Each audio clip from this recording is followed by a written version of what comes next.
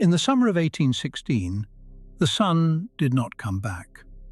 Across Europe and North America, June brought snow, July brought killing frosts, crops blackened in the fields, animals starved, and people stared up at a strange, dimmed sky, wondering what they had done to deserve it. They called it the year without a summer, and what they didn't know was that the cause lay on the other side of the world, in a mountain most of them had never heard of. The year before, in April 1815, a volcano named Tambora erupted in what is now Indonesia. It was the most powerful eruption in recorded human history. The explosion tore the top off the mountain and was heard over 1,000 miles away. Tens of thousands of people died in the immediate disaster. But Tambora's deadliest weapon was invisible.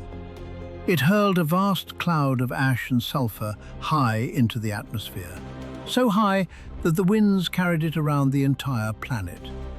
That veil of haze spread across the sky and began to do something terrifying. It started turning down the sun. It took months for the effect to reach the other side of the world, but when it did, the seasons simply broke. In New England, 1816 became known as 1800 and froze to death. Snow fell in June, ice formed on ponds in July. Farmers planted, watched their crops freeze, replanted, and watched them freeze again. In Europe, still exhausted from the Napoleonic Wars, the cold brought relentless rain and ruined harvest after harvest. Grain prices soared. Bread became something the poor could no longer afford. And then came the hunger. This was one of the worst famines of the 19th century in the Western world. In the countryside, people ate whatever they could find: moss, nettles, the carcasses of dead animals. Desperate crowds gathered in towns and cities, and food riots broke out across Europe. Granaries were stormed, bakeries looted. In the wake of the starvation came disease. A devastating typhus epidemic swept through Ireland and beyond, killing tens of thousands, weakened by hunger. People did not understand why the world had turned against them. Some were certain it was the end of days. The sky itself looked wrong. The haze scattered the light into long, glowing, blood-red sunsets that hung over the ruined fields.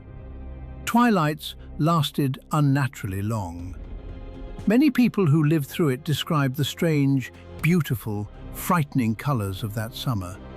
And some art historians believe those very skies bled into the fiery sunsets the painter J.M.W. Turner became famous for, though that link is debated. But the strangest legacy of the year without a summer is not the death. It is what the gloom created. That June, a group of writers were trapped indoors by the relentless cold and rain at a villa beside Lake Geneva in Switzerland.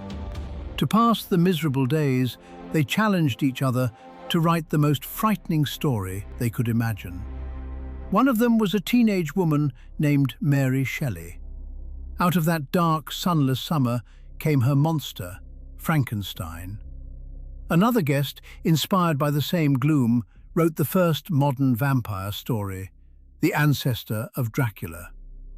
The two pillars of modern horror were born from a volcano on the far side of the earth. There is even a stranger thread. With horses dying for lack of oats, a German inventor named Karl Dreis is thought to have been pushed to design a new way to get around without an animal. A two-wheeled running machine that would become the ancestor of the bicycle.